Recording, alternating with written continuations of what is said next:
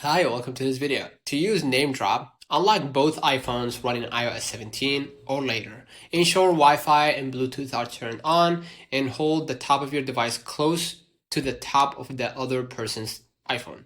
So, before you begin, open Settings on your iPhone, tab General, and select AirDrop. Now turn on the switch for bring devices together here. Alright?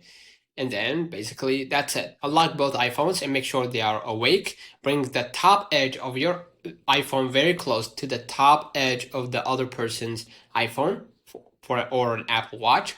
Wait a moment for a glowing animation and audio tone to trigger. A contact card preview will pop up on both screens.